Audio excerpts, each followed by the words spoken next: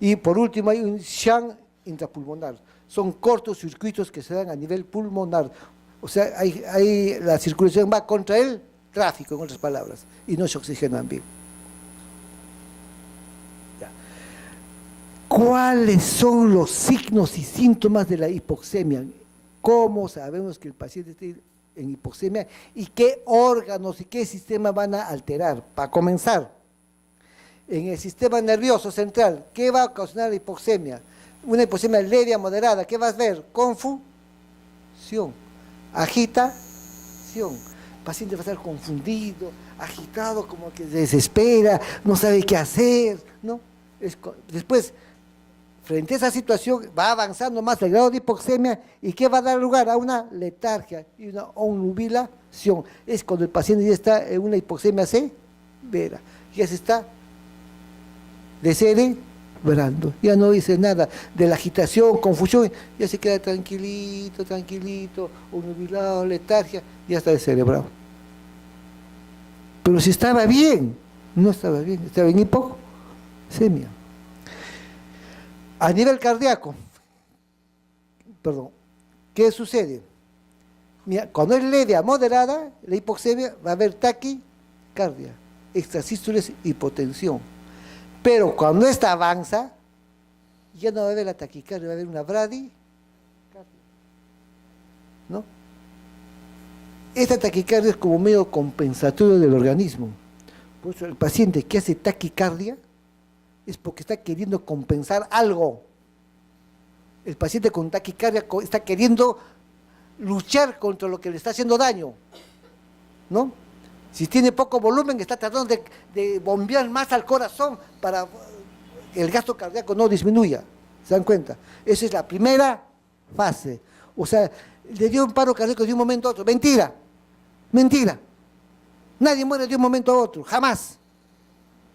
Eso no existe. Primero el organismo lucha contra la muerte. Lucha contra la noxa. Lucha. Por eso acá primero hace taquicardia. Después, cuando ya no puede, hace bradicardia y hipotensión. Ustedes lo ven un paciente que está haciendo taquicardia de un momento a otro, tienen que ver cuál es la causa. O es dolor, o es una cosa, o es otra cosa. ¿Qué está pasando? ¿Verdad? ¿Qué está pasando? O está luchando contra algo y avisar. Avisar. Porque después si es demasiado tarde. ¿Qué más? A nivel respiratorio, hay una disnea, hay una taquipnia, ¿no? Trata de compensar la falta de oxígeno. Después hay una bradipnia, ¿verdad? Mira, de taquipnia pasa una bradipnia, ¿no? Aumenta la disnea, ¿no? ¿Se dan cuenta? Sáquenle un AGA, dice, un AGA. ¿Qué pasa en el AGA? Mira, estaba entre 80, 60, 80. Ya en la moderada, en la severa ya está menos de 60. ¿Se dan cuenta? ¿No? La piel, la más cosa más fácil que existe, perder la piel, ¿no? ¿Cómo está la piel, no? Primero hay una piel fría, una palidez, ¿no? ¿Qué pasa? ¿Está de frío? No, sigue así. Y después de un momento de ser levedad moderada pasa a severa, ¿qué cosa? ¿Hay una cianosis? Hay una cianosis. Ojito. ¿Es por qué? Porque está causando signos de hipoxemia. Ustedes tienen que saber reconocer y justamente acá están aprendiendo algunos tips para que lo pongan en práctica, ¿correcto? Ya, sigamos, ya.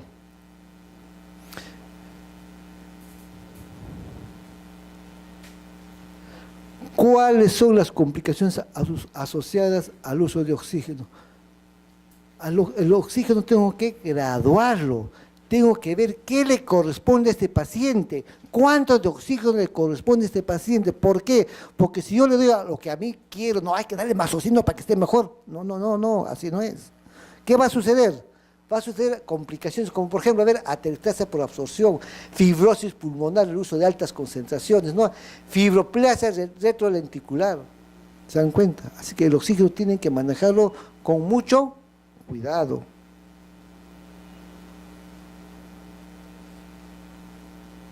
Acá podemos ver, ¿no?, cuáles son las indicaciones en pacientes hospitalizados, ¿no? prevención de la hipoxemia, un paciente que con enfermedad cardíaca, respiratorio, el grado de hipoxemia, procedimientos con riesgo de hipoxemia durante la intubación endotraqueal, la broncoscopía. ¿Ustedes han trabajado de repente en servicios de neumología o no? Van a trabajar, ¿no? De repente van a trabajar ahí, ¿no? Cuando hacen las broncoscopías hay posibilidad de que haga hipoxemia. Tienen que tener oxígeno suplementario, ¿no? Hay la aspiración nasoendotraqueal. Cuando ustedes la aspiran, también causan hipoxemia. Por eso el procedimiento tiene que ser rápido y bien hecho. En toda esta situación, entonces nosotros estamos en la necesidad de administrar oxígeno. Entonces acá viene ya cuántas formas de administrar oxígeno se tiene, ¿no? Los sistemas de administración de oxígeno, mira qué bonita playa, ¿no? Existen dos formas de administrar oxígeno, dos formas. Sistema de bajo flujo y sistema de alto flujo. No hay más. Entonces, cuando les pregunten en su examen cuántos sistemas de administración de oxígeno conocen ustedes, ustedes qué van a responder: dos, de alto y de bajo flujo. Bien. En el sistema de bajo flujo, como su nombre lo indica, bajo flujo, dice, no proporciona la totalidad del gas inspirado y parte del volumen inspirado es tomado del medio ambiente, por ejemplo, la cánula nasal. La cánula nasal es un sistema de bajo flujo. Me ponen la cánula nasal, lo que yo estoy inspirando con la cánula nasal, ¿qué pasa? No me va a proporcionar la totalidad del oxígeno que yo necesito, porque lo que yo necesito extra de la parte de la cánula nasal lo puedo tomar del medio ambiente. Puedo suplir lo que me falta del medio ambiente, ¿verdad? A eso se refiere, ¿verdad? En cambio, en el sistema de alto flujo, el flujo total del gas que suministra el equipo es suficiente para proporcionar la totalidad del gas inspirado. Es decir, el paciente solo respira el gas suministrado por el sistema de alto flujo. Ejemplo, sistema Venturi. ¿Correcto?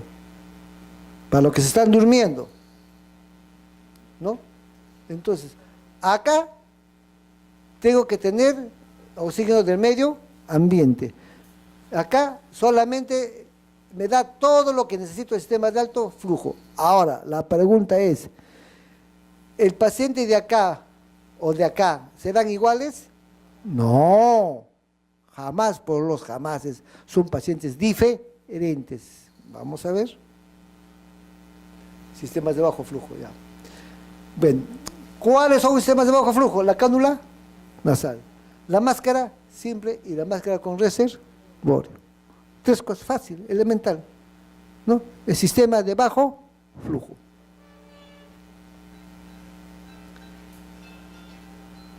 Ahora, perdón, escúcheme.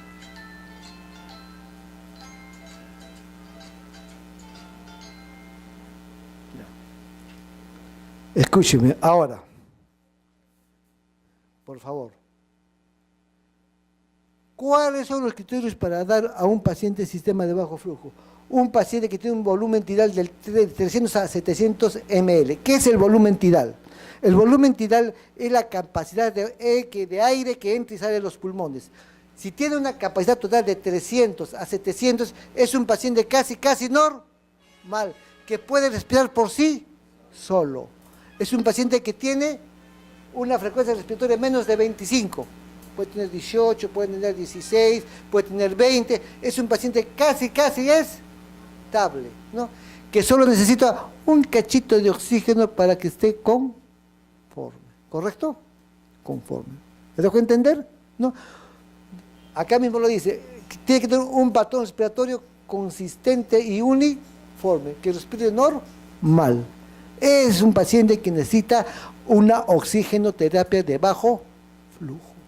¿Me dejo entender? De bajo flujo. Ahí está la cánula nasal, que ya la conocen. Ahora veamos. Cuando yo le coloco la cánula nasal, ¿A cuántos litros tengo que ponerlo como máximo? A 6. Ojo, que no se les vaya a ocurrir poner la cánula nasal y ponerla a 10 litros por minuto. Hay, sí hay. Va a haber también, siempre hay. ¿Ya? Ojo, ojo. Máximo, ¿a cuánto? A 6. Que les da un FIO 2 del 44 por 100, o 0.44, ¿verdad? Pueden ponerle 1, pueden ponerle 2, pueden ponerle 3, pueden ponerle 4, pueden ponerle 6. ¿Ya? Máximo. Ahora, si ustedes ven que tiene cánula nasal a sus profesoras, están ahí de alumnas, las que son alumnas, y está el flujo de oxígeno a 10, ¿qué pensarían? No sabe, ¿no? ¿No es cierto? No sabe, ¿no es cierto? Le falta capacitación. La verdad, pues, la verdad, ¿sí o no? Si ven nomás, ahí entra cánula nasal, 8 litros por minuto. ¿Qué hacen ustedes? Tienen que mover la cabeza, ¿no? O decirle, ¿no? Máximo es a 6. ¿Qué pasa si es a más? ¿Qué sucede? Van a irritar la mucosa nasal, ¿no? Y al irritar la mucosa nasal va a haber una serie de trastornos, los cornetes se pegan, va a haber sinequias, en vez de hacerle un bien, le hacen un mal. ¿Me dejo entender? Ya. Entonces, para eso ustedes están acá, para aprender. Listo. ¿Cuáles son las ventajas? Si ustedes ya las conocen, ¿no? Fíjense, cómoda, paciente puede comer y beber, puede usar con unificadores, se puede usar, etcétera, etcétera. Las ventajas, ¿no? Que bueno, el pabellón auricular, la molestia, resequedad, irritación de la mucosa nasal, imagínense que le pongan a 10 litros, lo reseca la mucosa, ¿verdad? Ya, entonces, sigamos. La máscara simple, de igual manera, ¿verdad? Es una máscara simple que ustedes ya lo conocen. Igual son sencillas, ligeras y todo lo demás, y las ventajas y desventajas que ustedes ya las conocen, ¿correcto? Ahora, en la máscara simple, ¿a cuántos litros le pueden dar? A una máscara simple le pueden dar desde 5 a 8 litros por minuto. Si ustedes van al hospital o a su servicio y tienen el paciente con la máscara de oxígeno a 3 litros, ¿qué van a hacer? Mover la cabeza. No queda otra. ¿Sí? ¿Se dan cuenta? Ya está. Máximo de 5 a 8. Ya, y la con reservorio. Ya, fíjense. Si ustedes ven a un paciente, pueden dar de 7 a 10 litros. Y yo he visto pacientes con máscara con reservorio, con 4 litros, con 3 litros. Ese es un crimen. ¿Por qué, doctor? Porque, miren, el paciente está exhalando, ¿verdad? Y acá está, ¿qué bota el paciente? ¿Qué bota? CO2. Y el paciente acá le ponen a 4, a 3, a 5 litros. ¿Qué pasa? Este oxígeno que entra es insuficiente para barrer todo lo que hay en la bolsa de reservorio, para remover ese CO2. Por lo tanto, el paciente que está con una máquina de reservorio con 4, con 5 litros, ¿qué está? Está inhalando su propio CO2. O sea, se está narcotizando. ¿Me dejo entender? O sea, se está, por decir, drogando a sí mismo con su propio CO2. ¿Existe? Sí. Habrá también. Si ustedes ven eso, por el bien del paciente, ¿podría ponerle por favor a 8 litros? ¿Por qué? Si con 4 está bien. No, porque está inhalando su propio CO2. De repente el paciente hace un cuadro que se llama hipercapnia. Aumento del CO2 más de los valores normales. Por lo tanto, ese paciente va a tener alteraciones respiratorias, circulatorias y cardiológicas. Hace extracistores ventriculares y su paro arritmias y paro cardíaco. ¿Pero por qué? Que estaba bien, que estaba con su oxígeno. Mentira, estaba narcotizando el CO2 hipercapnia. Un dosaje de AGA, CO2 en 80, en 70. Eso le produjo el paro cardíaco. Eso le produjo. Por desconocimiento de las cosas básicas e importantes. ¿Y quién tiene la culpa para eso? Ya saben quién tiene la culpa, ¿verdad? Entonces, ojito, ojito, ¿no? Y no les gustaría que a ustedes, a sus familiares les suceda eso, ¿verdad? Ya, entonces, por eso hay que despertarse. Entonces, es una molestia, yo sé que hasta ahora prefieren estar en la playa, yo lo sé, no en la piscina, pero cuando se trata de aprender, se aprende. Ya. Entonces, colorario, toda máscara con reservorio debe ir como mínimo 8 litros, y si es litros, 10 litros mejor. 10 litros porque también no da más el flujómetro, ¿verdad? Entonces, con 10 litros se aseguran que todo el CO2 de la bolsa del reservorio se barra, haya más circulación de oxígeno. ¿Me dejo entender? Ya está. Veamos. Ya, acá está bien. Acá dice de 6, ¿no? Pero yo les digo de 8 a 10, ¿verdad? Generalmente 8 a 10 de frente. ¿Ya? Con máscara de, ojo, con máscara de reservorio. Ya está. Ya saben también sus ventajas y desventajas. A sistemas de alto flujo. Los sistemas de alto flujo. Acá viene lo bueno. ¿Qué dice? Los sistemas de alto flujo deben ser capaces de alcanzar el flujo pico inspiratorio del paciente para garantizar una FiO2. ¿Qué es FiO2? Fracción inspiratoria de oxígeno. Consistente, de tal forma que el flujo es el factor más importante. Ya. Ese es el sistema Venturi, fíjense, es un sistema Venturi, y eso lo aprendemos en tercero de secundaria. Bueno, en mi tiempo lo aprendíamos en tercero de secundaria en el curso de física, ahora no sé qué se llama. ¿Ya? Entra el oxígeno por acá, jala el aire por acá, y esa es la mezcla del efecto Venturi. Muchos conocen, ustedes manejan bien ese sistema. El enfermero es especialista en Venturi.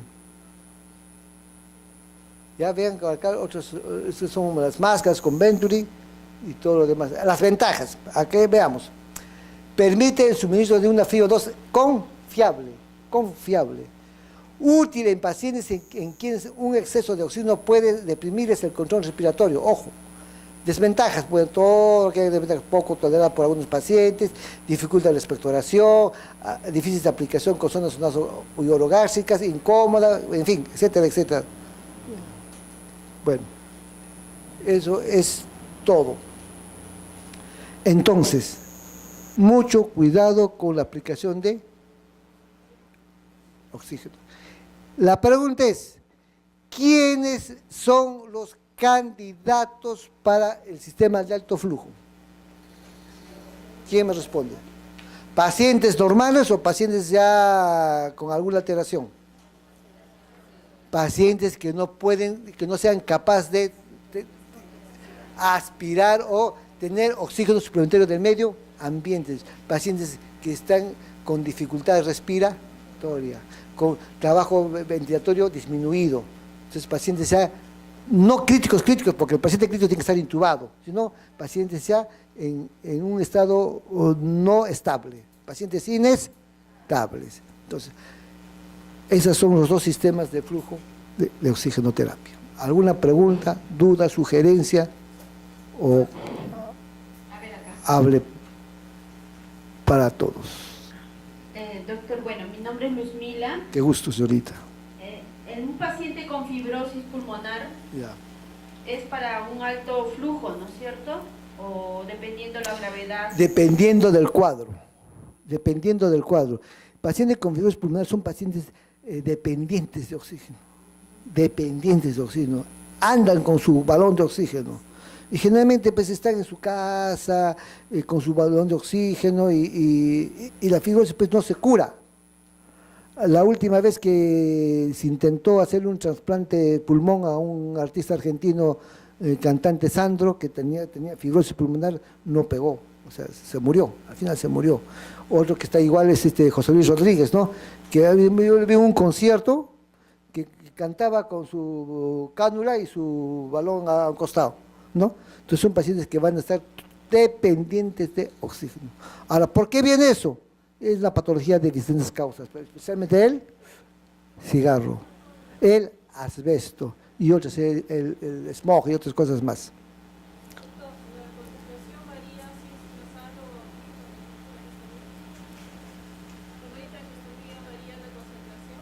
No, la misma, sí.